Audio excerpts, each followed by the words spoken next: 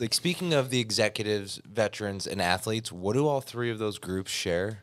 They're high operators. High performance. Dude, I spend hundreds of dollars a month on supplements because I always want to be performing at my peak. Correct. Like building that specifically for those three communities. Yeah. That's just a wide approach. Everybody wants to be better at what they do. I don't care what. I don't care if you pick up trash. I don't care if you're the CEO running. High performing at whatever. Exactly. So that's the reason why, like, when you and I started talking about this, I'm like, we go full bore. Done. Right away. It was, and not only everybody operating high performance, you need a little bit of the come down because absolutely sleep, dude. If you ain't getting your sleep, you're fucked for sure. Over with. So.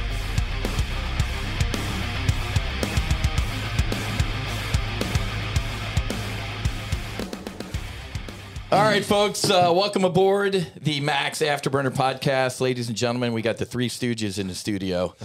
No, I'll be nice. It's the Four Mouseketeers. How about that? Exactly. Yeah.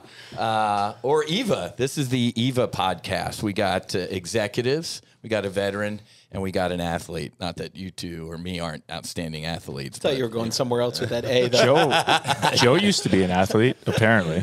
Apparently, Joe used to be. What'd you play? Tennis. D3? Tennis. Yeah, D9. D9. D1 tennis Really? player. I was on the Ocho. Yeah, man. I was on ESPN Ocho. Oh, 8, the Ocho. Okay. Right after dodgeball. So this time last week, man, give us a debrief.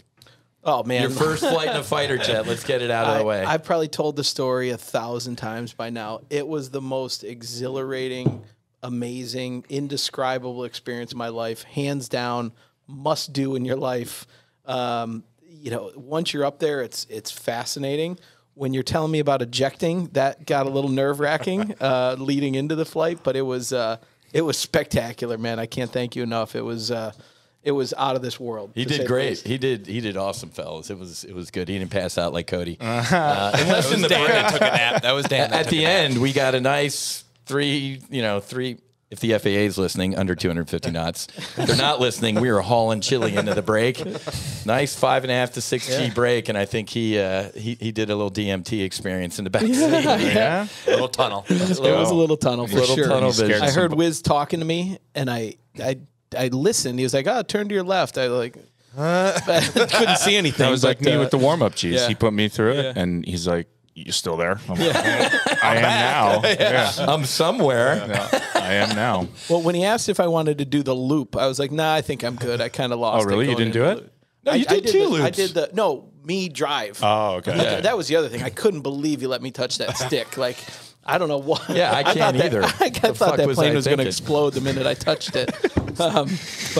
God would really hate us if that happened. Jacket to the right. When I was in, I'm like, oh. He goes, jacket. I was like, jacket? He's like, yes, jacket. I'm like, all right.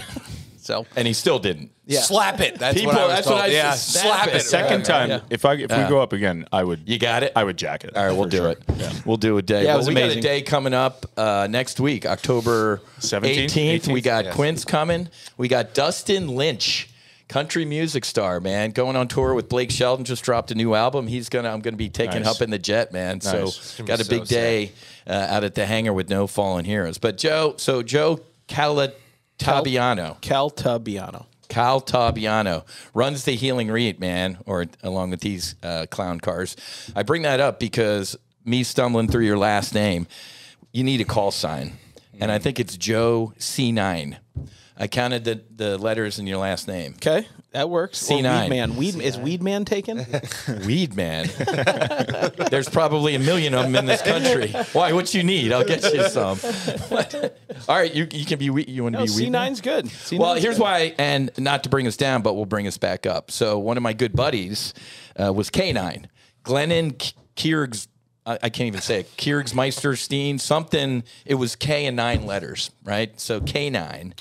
I was having dinner with K9 on the Abraham Lincoln, and shit, man, I got to go walking for a night flight. And, man, I'll never forget this. Night catapult shot, which is a fucking turd to begin with. You go from 0 to, 150, 200 miles an hour in about Good a for your second. brain. Yeah, in a second and a half. And the only sensation you'll have of anything going wrong is you impacting the water. Well, that night, as soon as the jet got weight off wheel, as soon as it got airborne, the flight control computers thought it was going to rotate full nose up.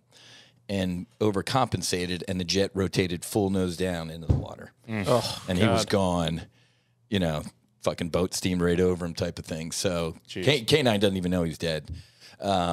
But great fucking dude, great human being. I do a lot of the stuff I do. He was one of the guys, one of my good buddies that I lost on active duty. I'm like, Joe, C9. Okay. I'm not going to go head over heels into the ocean, though. No. Nose up. And you know, talk about technology. Before we jumped on the air, we were talking about the F-35 and some of the issues. The mishap board, when they dragged the airplane up, you know, we told, it was Boeing at the, or McDonnell Douglas, told the booger eaters, this is what happened. They're like, can't do that. Didn't happen. We're engineers. Trust me, we've never flown an airplane. That's what they said for 8 months. Finally, they came back to like, fuck, the jet can do that? We're like, what the? And they made a software fix and shit like that. So, so you are C9 in honor of our K9. What about Shandy? He gave me Commodore Carcillo. Joe C9. He's Banks. What about Banks? Cody Banks, baby. He's got it. He's a chick. All right, so dude, give us, man, incredible leaps, bounds. Give us all the news with the Healing REIT, man. First of all, give us the landscape, and going from you with the cannabis space and taking a bunch of companies. What's the difference between the cannabis space, psychedelic space, and then give everybody a quick brief on the REIT. Sure. Yeah. I mean, you know, there's monumental differences. What I would say is they're both kind of leading edge medicines. The difference is that, you know, ketamine is currently federally legal. So you have so many different things and so many opportunities within that space that are still incredible roadblocks in the cannabis world. And it's unfortunate. We can delve into why and how and all the stuff, but that would take up, you know, a couple days here. So, you know, what I'll say is it's a federally legal space. And what that means is now we can use normal banking. We can use first-class operating banks, you know, out of New York. We're using the best audit firms in the world. We can hire the best talent. You don't have those obstacles you do in the cannabis space, and it's a huge differentiator, right? So I've had bank accounts shut down personally because I was in the cannabis space, like all these crazy things that we can now avoid, and we can scale so much quicker in this space. At the end of the day, the Healing REIT is a real estate company that is going to go out and buy mental and physical wellness facilities across the country. You know, we have no geographic exclusivity anywhere. We can go across the country. We can get traditional debt forms. We can raise traditional equity. We can take money from pension funds. We can use all of the scaled money that's out there to go out and build a platform. For us, what's really interesting is, you know, our niche and where we're experts is between the guys sitting at this table, you know, is in the psychedelic space. So as you can utilize the clinic operations that Dan's had and the knowledge base that Cody's had, and certainly with your help, you know, we can help those operators improve and scale. Because this country is going to need so many of these clinics, and the infrastructure doesn't exist. Doesn't exist right now. So we're going to go out and lay the foundation for this incredible medicine to be available. And then what's really exciting is, you know, I think we're seeing the MDMA trials where phase 3s have gone great. Boom. You know, that should come through to fruition in the next 6, 12 months, whatever. You know, who knows what the exact time frame is. And then you'll see psilocybin come right down the same pike and a bunch of other modalities behind there that we will have this infrastructure in place to continue to grow and to continue to help people who need it. You know, mental health is so undertreated in this country. It's amazing the opportunity that we have. Instead of Cody Banks, I was going to call you the Oracle, right? He's the Commodore. I'll make you feel a little bit better with Oracle.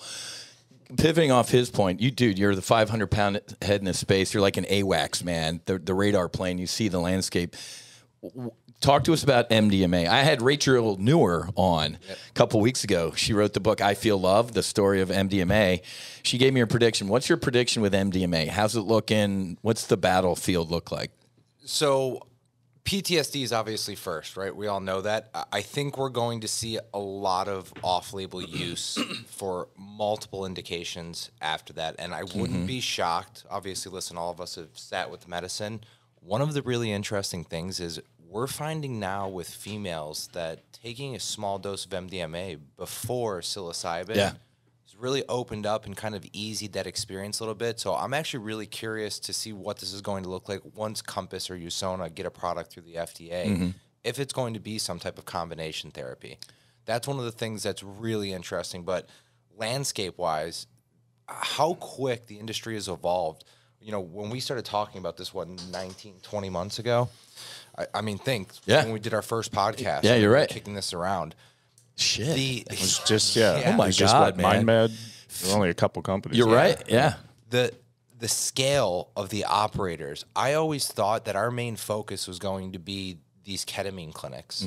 And I actually don't now. After the last 6 months, we've done no outbound marketing. Think about how crazy that is. Yet we've had over 150 people reach out to us to learn a little bit more. And they're larger institutional type of centers that are doing all different types of indications. Eating disorders. 19% of all the people diagnosed with an eating disorder also have a pre-existing PTSD diagnosis. Like, so that's one of the really interesting things is I think we're going to see a giant evolution where, you know, Johnson & Johnson's probably a great case study for why this read is so important, right? That's one of the things that we talked about way back when is looking, when we first started investing in 2019, that was the exact same time Spravato was approved. And there were less than 100 clinics in the country. Now, Spravato's a blockbuster drug, growing 98% year over year. Jesus God. Incredible. But what's the correlating factor? The infrastructure is now caught up to the drug. There's over 2,700 clinics in the country. Now you're saturated. So Yeah. for MDMA to actually have the impact that we all hope that it does, and we can go over some of the numbers. Oh my God. I really believe that it's going to take these larger, you know, overall behavioral clinics to adopt these things because it's amazing. You know, like one of the things, and I brought this just because last time we were talking and I didn't have those numbers with me. So anybody can do this today. American Psychological Association, by the numbers, examining the staggering cost of PTSD. $232.2 billion annually. Jesus Christ. Think about that. $232 billion it costs the United States. Okay? But that's not even the craziest part. Civilians make up 82% of the PTSD market. Oh my God, man. Would you have ever guessed that? No. How wild is that? Jesus Christ. That's massive. Dude, 18% is military personnel. Wow. So now look at how this is going to shift. So we had 3 million service members deployed to just Afghanistan and Iraq since 2001. More than half of them have served multiple tours. Yeah, oh yeah. So now I think we're going to start to see these long-term kind of effects starting to rear their head. Obviously, you and I have talked about this many times. I'm wondering what those numbers are going to look like. And now, you know, especially with where the economy is, what other types of, you know, traumatic events are going to be causing people losing their businesses, houses, things like that. So that number is only going to grow. You know, there's another really interesting stat, ptsd.va.gov. 6% of the U.S. population at some point in their life will have a PTSD diagnosis. So just to put that number in perspective, 21.9 million people a year. Staggering. Jesus God, man. Almost unbelievable. So like when we're looking, you know, and I hear numbers thrown around on the amount of clinics that need to be built, and you know, I think BCG put together a report a couple of years ago stating 16,000 clinics need to be built. I'm going to say that's probably a lot more than 16,000. You think? Yeah, just doing some political science math. Yeah. So, wow. You know, so I don't even want to kind of guess because it's such a radically different market than what I expected it was from 12 months ago. Yeah. I don't know who's going to be the largest provider. You know, we just had, I'll keep their name out of it, but we had an interesting conversation with a large healthcare system, 2,200 clinics in the United States, over 50 hospitals. They're already looking at these PTSD treatment centers. Yeah. You know, they want to convert some of their buildings over into these things. Yeah, So- you're not doing this in your doctor's office with the examination table that's all old with wax paper on it. You don't want to sit in a white room and National take your Geographic medicine? from we talked about this before. This is just a tool. Yeah. You know, MDMA for PTSD is just another tool in the toolbox. Some people are still going to need med management, you know, DBT, group therapy, talk therapy, meditation, all of those things. yoga. Yeah. Absolutely. So it's nice, to Cody's point and to Joe's point, these legacy type of businesses that are already treating this, but can see the writing on the wall with a 71% success rate using MDMA for PTSD, and they're just going to bring it in to what's already existing and, and what's already working, just to make make all these protocols even better. Talk to us about, you guys got some pretty great news. Talk to us about God bless Oregon and God bless Colorado.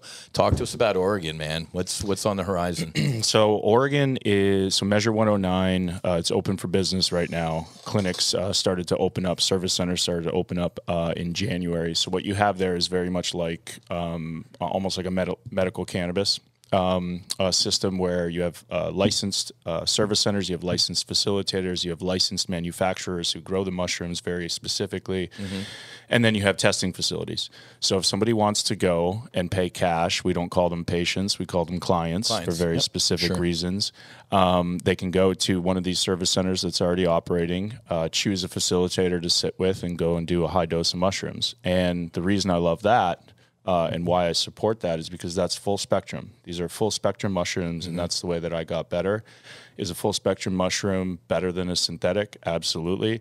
Is a synthetic better than the synthetics that we currently have on the market today with the FDA? Absolutely. So that's why I support, synthetically the FDA, put that drug development program into place. I support full spectrum medicine through Measure 109 and through Prop 122 and hopefully the Cure Act in Illinois that we introduced. And I also support Decrim Nature. I think that people should be able to grow this and not be put in jail and have access to expanding their own consciousness. Wow. So, Joe, real quick, this on Zero Hedge this week, Blackstone's massive CRE REIT records 11 months of outflows, man. Talk to us about the commercial real estate space. It looks like it's a target-rich environment, man. You can drive anywhere, and it's like, we'll pay you to take this place. Right. So does this help you? Yeah, so what I'll say is, some of the old adages in real estate, when there's blood in the streets, buy real estate. Yeah. That's an old one, right? And then what you also see is you don't make money selling real estate. You make money buying real estate. So in depressed markets, which we're in, right? We're either in the the dawn of a recession, or we're in the recession, wherever you want to say it, shit's not great. And commercial real estate. That's not what I'm hearing. Bidenomics, but everything's fantastic. So, fuck. You're going to see consumer spending start to dip now that, student loans are back in repayment and the real world is catching up. So commercial real estate is going to get affected. So if we can go out and buy from an investor, as I'm speaking to the investors out there, if we can go out and buy real estate at the right price, then you put tenants in there that have insurance reimbursements coming through these medicines. For us, it's a made hand. I mean, it is an opportunity to collect rent from the insurance companies, right? We all know the insurance companies have the money. They ain't hurting. So they're going to be paying the bills for these customers. Wow. We buy the real estate at the right price. We're able to get attractive multiples on that and then build this business and scale it. It's important it happens now, though, right? These opportunities are generational opportunities. So as we go out, much like it was in, starting the cannabis space, it changes dynamically over time. But that first mover advantage is critical. The ability to raise capital is critical. We can do it at scale, and we've got the right team to go out and do it. And then the cherry on top is that real estate is going to be in the dumper for a little while. So we can go out and buy real estate. You never can buy at the bottom, right? I'm sure you talk about that a lot. You want to be towards the bottom of the bell curve. I can't tell you that today is going to be better or worse than tomorrow, but I'll tell you it's way better to buy today than it was 2.5 years ago. So a lot of the REITs that are out there, and Blackstone being the behemoth, they bought tons of property at the top. So of course investors are saying there's only one way for this to go, right? They're trading down. Give me back my money. I can go out and redeploy this money into opportunistic situations like the Healing REIT. So, I feel very confident, even in a market like Florida, you're going to see commercial real estate. Like this market down here is probably the most resilient of anywhere because of the influx of people. But even commercial real estate here is going to start to get hit. So when you're in middle America, that's where you're going to see some real good values for us to go out and buy. And as Cody said, we're having a ton of inbound calls. We're out hunting for properties. We're utilizing some of the most sophisticated technology in the space to find the right place to put these properties. So, we're really helping these clinics not only prepare for today's success, but tomorrow's success and scale from there. Dude. Boom. Unreal, That's why he's wearing the blazer, dude. Let's go. Get this man a flight suit. Yes. Jesus. And you said, and your team, and then I look at these guys. Yeah, but no, there's other members. There's other members. There's other people's on this team. I mean, these guys are right. amazing. There's a couple. There's a couple other God ones. almighty, these guys. All right, bro. Let's get into this. Microdoses. Let's, and then we'll talk about our Reese's. We made a Reese's peanut butter cup this week, man. It's a nice little Reese's peanut butter cup. But give us a brief, everybody, on microdoses, and then we'll segue. Sure. So it was an idea that just came out of wanting to. When you're the CEO of a publicly traded company, there's certain things you can say and you can't say. And before I was the CEO of Wisana, my goal was to educate, raise awareness, but also have products available for people to purchase that have impacted my life. And these are full spectrum products. There's no statins in them. There's nothing synthetic about them. They're all USDA grown organically. So the way that I got better was a combination of CBD keef and then a 6 mushroom blend. And so I ended up founding a business called Made Plant Health, which eventually, I wanted to put it in Wisana, but left it out. Danny's still saved in my phone. Dan Carcillo, Made Plant Health. And so, yeah, I swear to God. Don't go change. Well, it was a nutraceutical. It was a part of the stack that got me better, right? Yeah. That's why the Sauna 13 was synthetic CBD and a combination of synthetic psilocybin. So I'm just getting back now to trying to rebuild a community. Made Plant Health I winded that down, and we created Microdoses, which is a play on, microdoses. Love the name, man. It doesn't get any better. The concept started as an apparel company. You're going to be able to hide your doses in your shirts, which we're Dan was like, we're going to start a T-shirt business. I was like, I'm in. I'll send you some money. And then 6 months later, he's like, we're doing supplements. And I was like, yeah. all right, let's makes ride. sense. See Some more margin. Yeah, We're going to do it all. Like We're going to do it all. And it's mostly about, as I mentioned, it's just about community. If people trust you, I have a lot of what seems to be trust from the concussion community that has followed my journey. And I show people how to hopefully live. I've got 4 kids. I tend to think that I look healthy. I exercise. I just want to educate and just show people. And if you like what you see, then there's some products here that can help support your lifestyle. There's AM products. There's stuff that I feel very passionately about sleep and rest. So we've got some nice rest products using Amanita as one ingredient, right? Then there's L-theanine, there's passion flower, there's cordialis, there's a bunch of other adaptogenic herbs that can help support your wellness journey. And grateful that we're going to do something together. We are? Yeah. Let's talk about, first of all, I love the mindset. It's Steve Jobs, right? When he made Apple, he's like, we make cool shit that we like. Yep. If everybody else likes it, well, giddy up then too. Great. So, so leading with your heart and your truth is clearly, it pulls people along who it resonates with. That's incredible. I had an opiate addiction in my career at 25, and I knew after 6 months, I had to get off of these things. And so I went to a bunch of AA meetings and stuff. And one of the guys, one thing you do is you pick a sponsor. And I'm like, well, how do I pick a sponsor? He's like, well, if you see something that you like in somebody else, then go up to them and ask them. And then how do you get that? So that's the way that I try to just fucking live my life, and I show people, but I show people that I'm on the bike. I show you have to fucking do it, instead of just talk about it, So, but yeah, no, I'm excited to do this with you because you have an amazing impact on veterans and veterans' lives. You're also a high operating motherfucker. And I think that I've learned a lot from you. You've given me a lot. You've brought a lot of benefit to my life by just simply inviting me to a hockey game to show me the different perspective of why people liked me beating the wheels off of people, and it helped me move past this anger that I had for hockey. So a couple of years ago, I asked Cody, I'm like, "Fuck, Daniel go to a Panthers game?" I'm like, "Dude, I think he's gonna have to wear sunglasses and a fake mustache." Well, he's got half a mustache. Yeah, it's a caterpillar. It's getting there. Lucky I don't. Chocolate milk? Yeah, lucky I don't. Well, do I have something?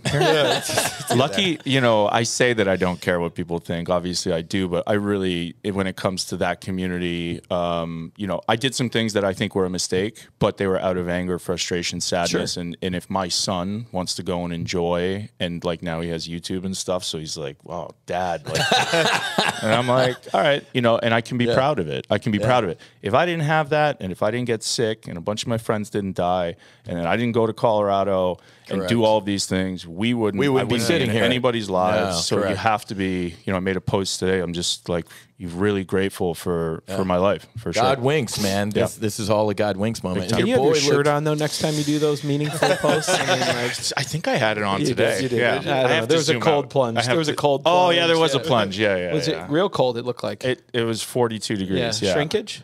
A little bit. Yeah. I'm sorry if you seeing me with my shirt off made you a little insecure. Yeah. But I can't wait to beat you on the pickleball court. Wait. Yeah. I can't wait. He had a shirt on today, he just didn't have any bottoms. All right, so when was this? This is actually a God moment because it was on the anniversary of my sister's transition. Don't say death. I was sitting there and I'm like, fuck, man, Black Rifle, my buddy JT, who I did the medicine with for the first time. Dude, I'm like, you called me. yeah, Yeah. yeah. Oh, Yeah, that's Cody right. and you, like Cody was Yeah, the I'm like- brainchild of this I'm like, partnership, why for sure. aren't we having healing supplements for veterans? And boom, and I sent these guys a text and a screenshot, and you're like, Don, what the fuck? It was like, it was Right almost, away. yeah. Because listen, like you said that, like speaking of the executives, veterans, and athletes, what do all three of those groups share? They're high operators. High performance. Dude, I spend hundreds win. of dollars a month on supplements because I always want to be performing at my peak. Correct. Like building that specifically for those three communities. Yeah. That's just a wide approach. Everybody wants to be better at what they do. I don't care what. I don't care if you pick up trash. I don't care if you're the CEO running. High performing at whatever. Exactly. So that's the reason why, like, when you and I started talking about this, I'm like, we go full bore. Done. Right away. It was, and not only everybody operating high performance, you need a little bit of the come down because Absolutely. sleep, dude. If you ain't getting your sleep, you're fucked For sure. It's over with. So Well, and just protecting your brain too. Yeah. We're all running at 100 miles an hour. The reason that I think these supplements work so well for me and continue to is because they're potent neuro anti-inflammatories. Yeah. CBD is patented by the U.S. government. It was patented in 1999 against neuronal death, right, as it relates to Parkinson's, ALS. So if you think of it objectively from an anti-aging standpoint, if you're in contact sports, if you're still in the Army, et cetera, you can now have these things on board to Legally. protect against damage, and then lion's mane that you can get at Whole Foods increases BDNF, so it's like food for your neurons, for your mind. And so why wouldn't you want to have these things on board? Yeah, and also, guys, it's authentic, right? I think that's the other thing that all consumers want, right? It's your stories are so authentic. So as I'm out talking to people about what I'm doing and why I basically got my ass back out of bed, right? It's the authentic nature Off the boat? Yeah. off the boat. It's the authentic nature of the people in this space is fascinating, right? So as you put products out there that not only you endorse from a utilization rate, but it's like, this helped me get from A to B in life. Yeah. And so many people can relate to that. But it's not the infomercial that is just bullshit and Ron Popeil selling something on QVC, right? This is these are you guys are world-class people who people can relate to, because not only are you top performers, but you're also average man, right? You're normal man with a dude, life I'm a and fucking kids idiot and- from right. South Jersey, man. So people want to relate to somebody, and it's super powerful. And the stories are incredibly moving.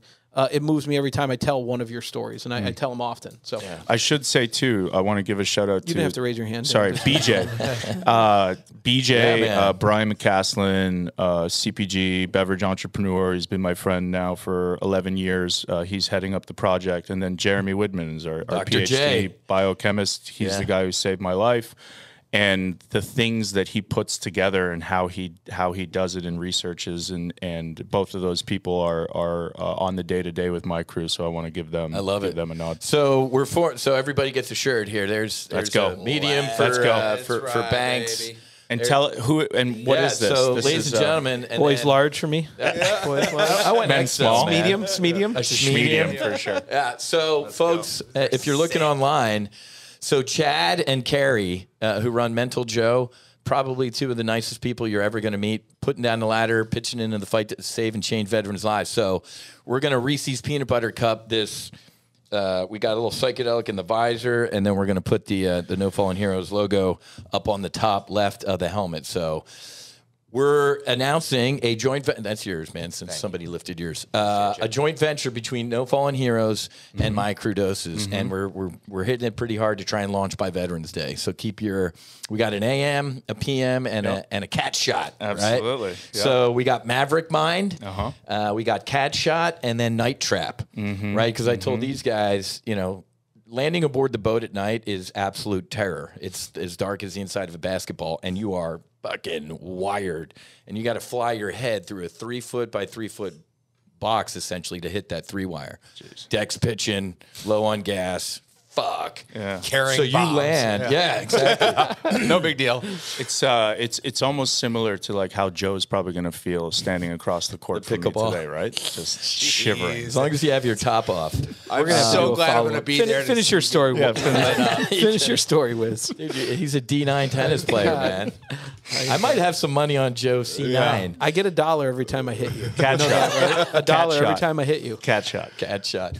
But no, after a night landing, a night trap, dude, you are hopped up on goofballs and coke, and it's so hard to come down.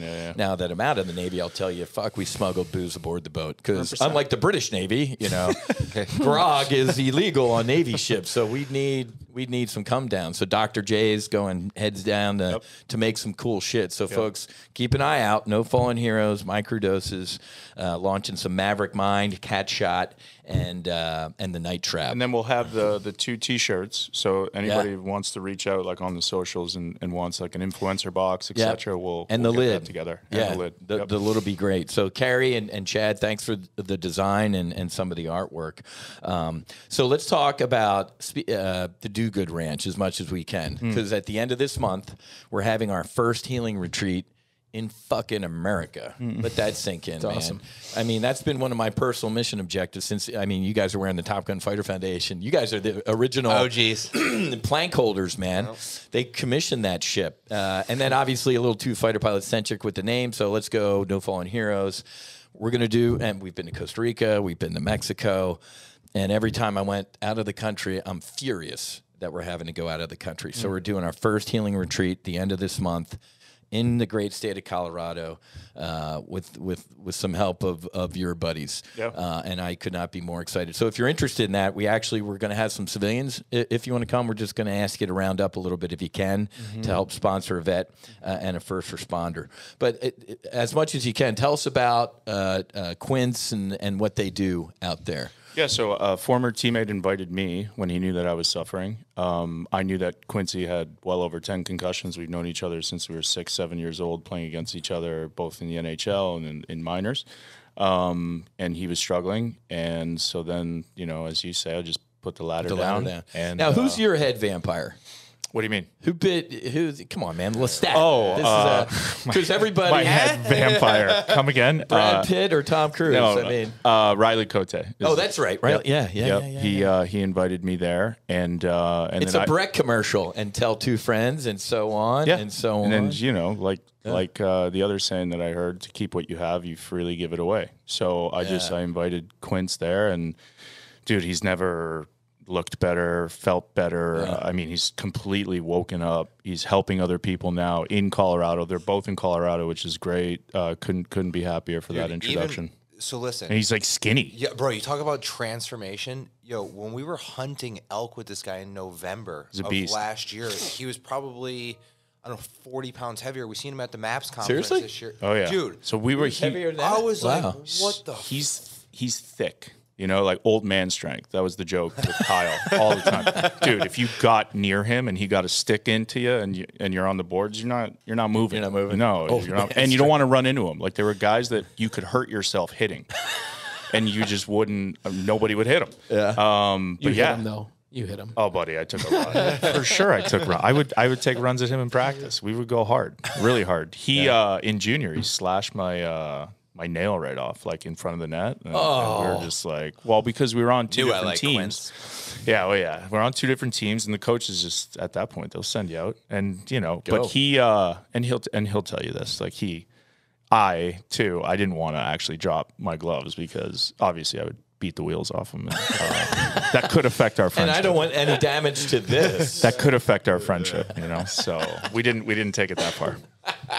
Thank God. But yeah, he's an amazing individual. He's doing amazing work. I'm really happy that you guys got connected, and I think it's going to be a transformative experience for everybody going. Time to heal our heroes at home, man. Mm-hmm. And the ranch, like what is unbelievable. Like talking about the REIT, you talk about building these special places that are purpose built, or the set and setting is so important for these experiences. This place is unbelievable. It's out in the mountains, 360-degree view of hills and grass and trees. It's really it's such a special place. Just being out there alone is it's almost healing centric by itself. Love that. And like when you come out of the Army, or like, and I'm sure it's similar, like coming out of athletics, and there's like no transition into like civilian life. And then I think like there's a lot of young men obviously suffering. Suicide rates are completely through the roof. Yeah. There's no like coming of age ceremony, where you can like go somewhere and have an experience to better understand who you are and feel more comfortable in your own skin,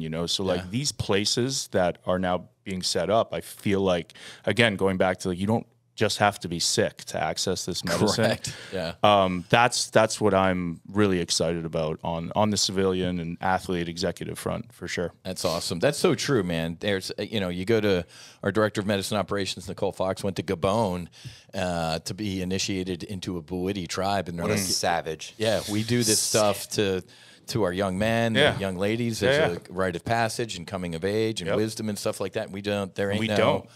We don't. And there's so many kids and teenagers that are just like lost. I was at an event in Chicago, and some staggering numbers about suicide attempts, amongst, teenagers, men specifically, So hopefully we get to a point, maybe we'll be able to do it in our clinics that we're building, et cetera, where it's not just like a PTSD or depression diagnosis, but maybe there's life. Or you can attach it. Still get the insurance payment, and then help people along their journey. Yeah. I mean, when I was talking to Rachel Newer about the history of MDMA, one of the reasons they outlawed it was because people were having fun.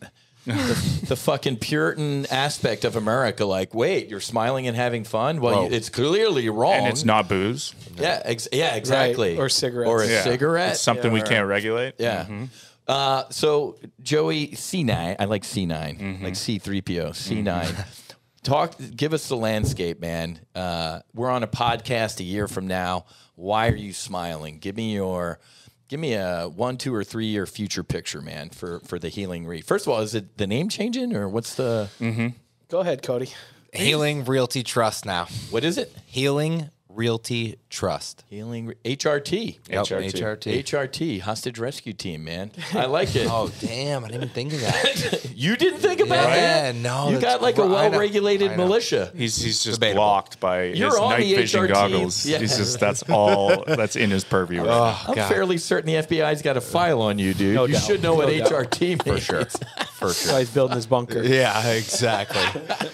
All right, so Healing Realty Trust. Yep. Healing Realty Trust. Give us why are you smiling in 3 years? Whiz, I'm a scale guy, right? I don't do things to do it small. I want to do things to blow them up to a proportion that you just can't even.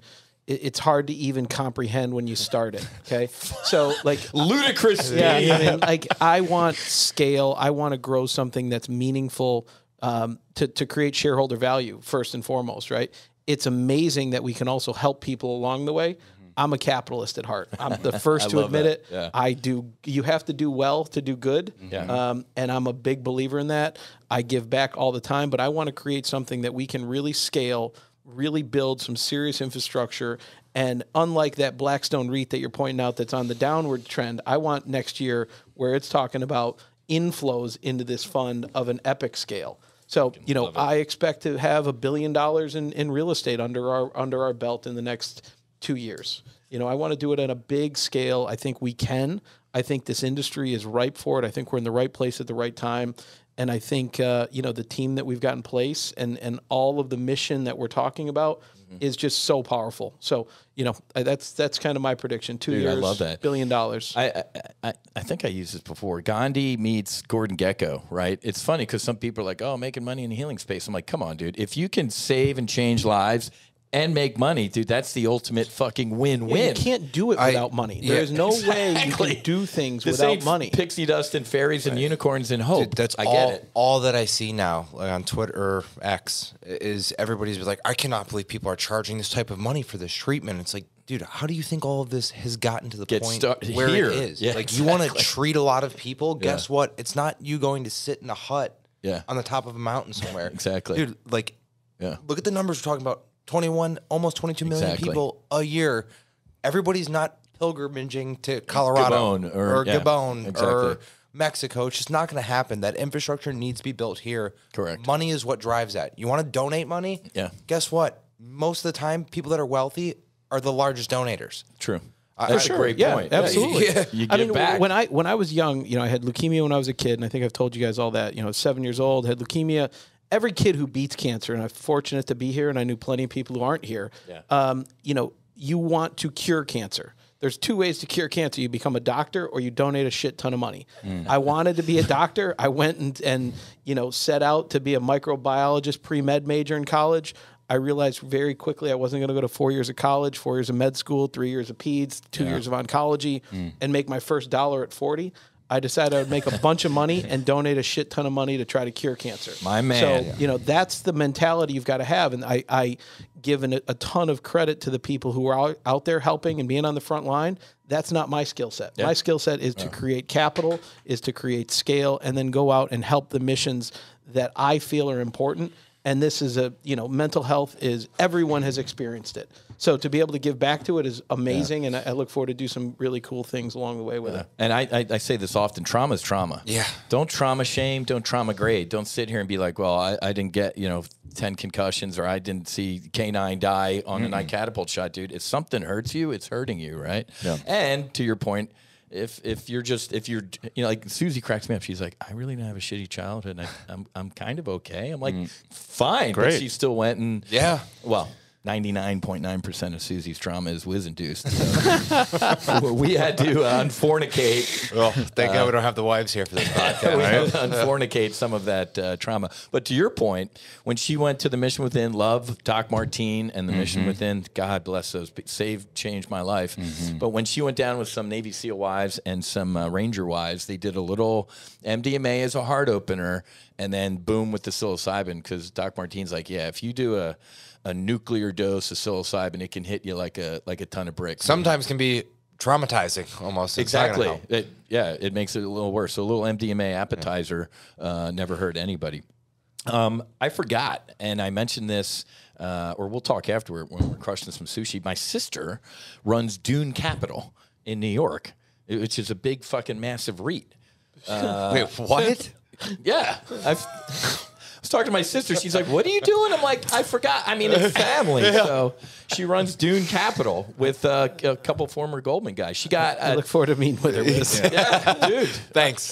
She's like, what are you doing? And I briefed her. She's like, don't you know what I do? I'm like, oh, fuck, that's right. You run Dune Capital. So Susie and I flew up to New York City a couple years ago. She got woman of the city, and all these Goldman dudes were there. I think John Corzine was like, she's.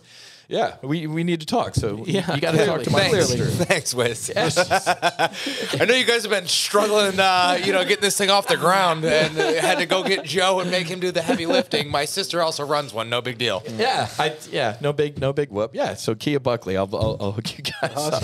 That hit me this morning. I'm like, she's like, what are you doing? And then she's like, do you know what I do? I'm like, no, but no, I do. Yeah, so I'll hook you up with her.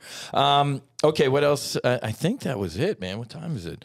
I think we're good. What else do we have to cover? Let's go around the room, man. What am I missing? What's on your notes? Because I think I did a pretty fucking solid job. Yeah, this was my preparation. That was very organized. Yeah. This just check marks, X's.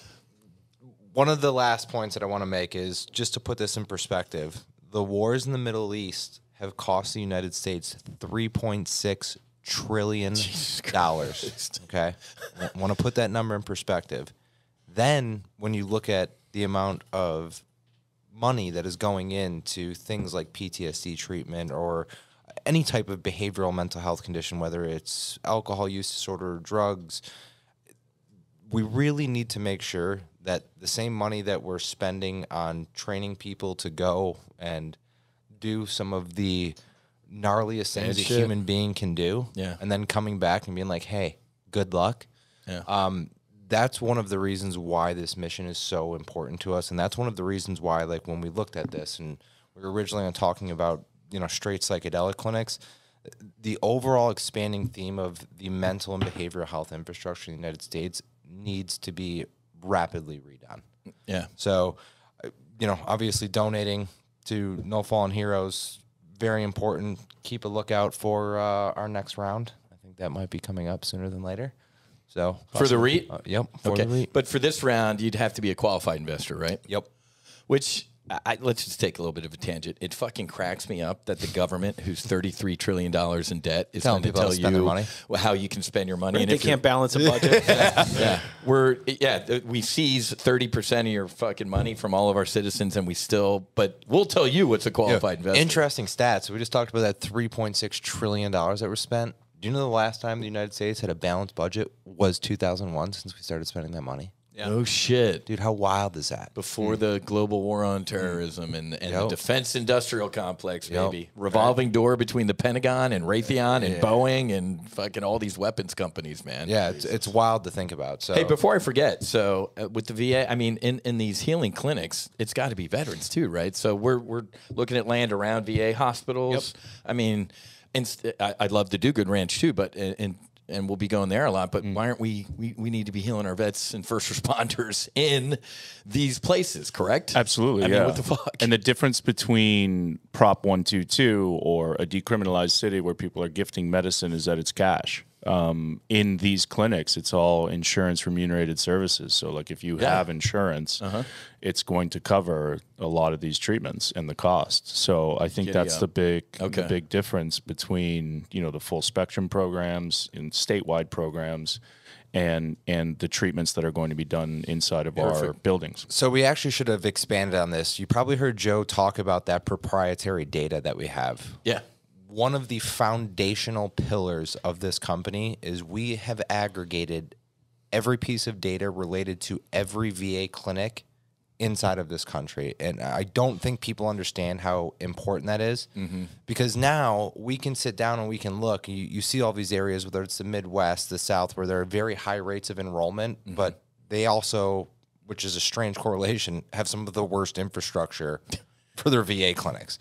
It's wild. So now we can sit down with, I don't care who it is, if it's a small mom and pop operator, or if it's a large healthcare system, and show them that data that we have collected. We've had a lot of doctors and a lot of companies send us over locations. We want this building. We're able to overlay the map of the address that they send us and say, look at this. This is where all the clinics are. Notice the competition rate is so high here. You have the exact same amount of people in these surrounding areas, almost the exact same income, sometimes in many cases in the suburbs, higher. Yeah. And the infrastructure is completely lacking. So now we want to be able to sit down and say, look, at this VA hospital in Palm Beach County, Florida, let's say, is seeing 3,000 people every month.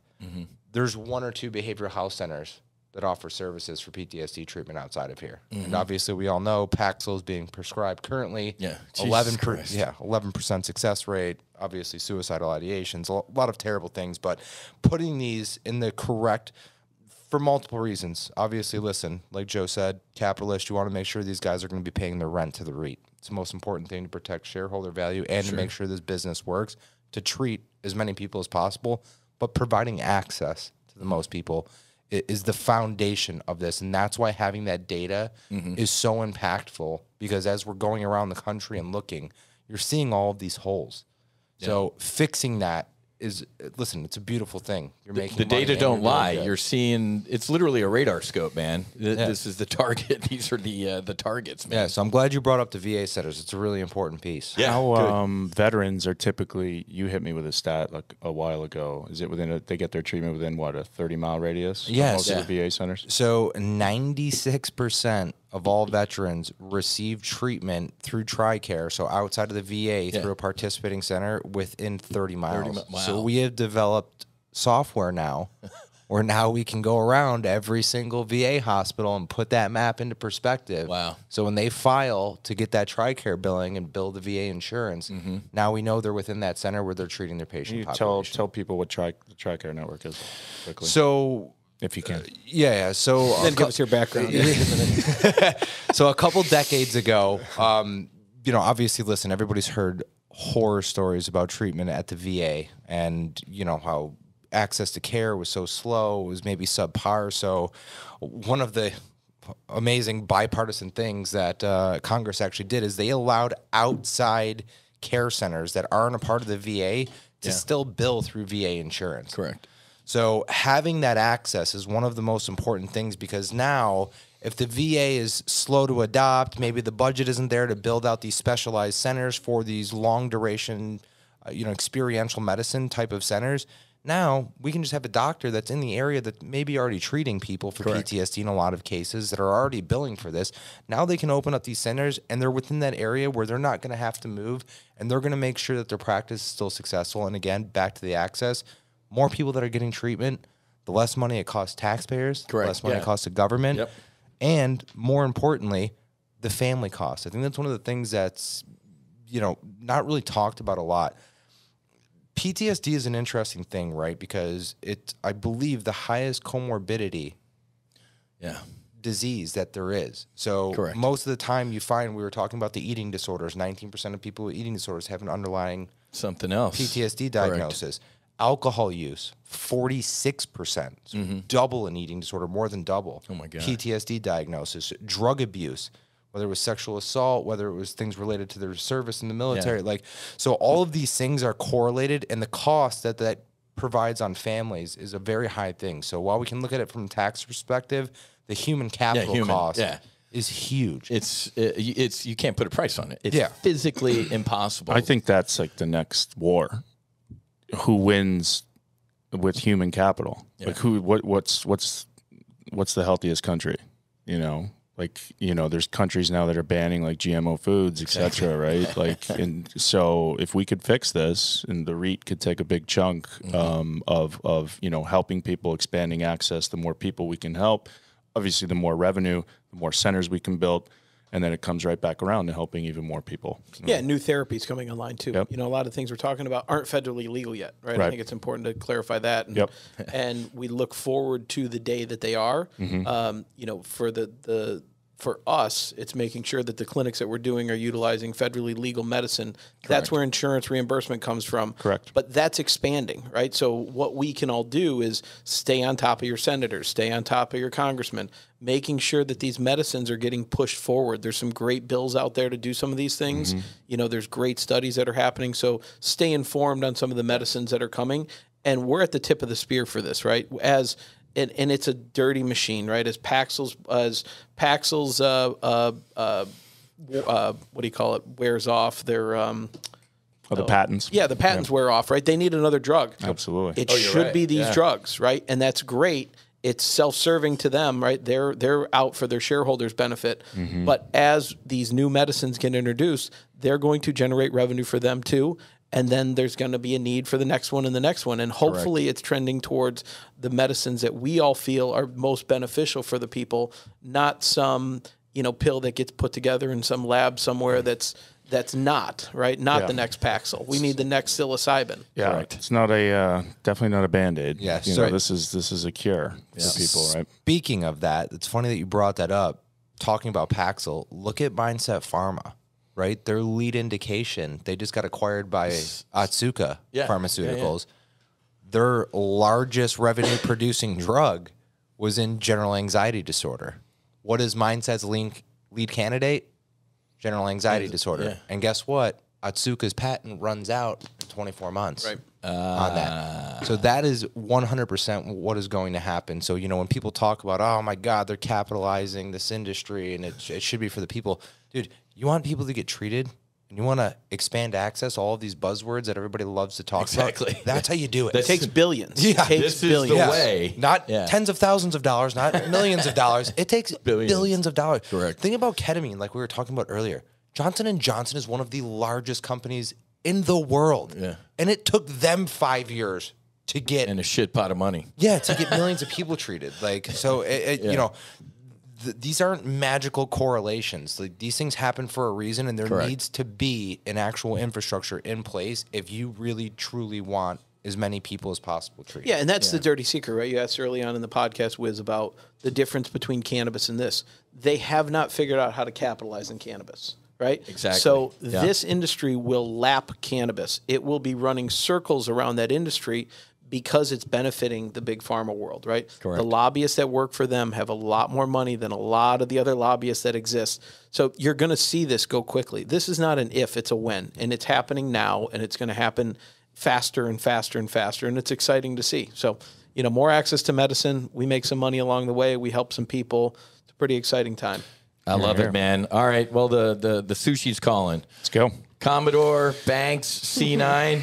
What a great podcast, guys. What a great team. Everybody putting the ladder down to help save and change lives and potentially make a little coin on the side. So, ladies and gentlemen, have a great rest of your day. Happy hunting. Make sure you hedge, especially in this market. Fights on, namaste, and basi basi. Whiz out.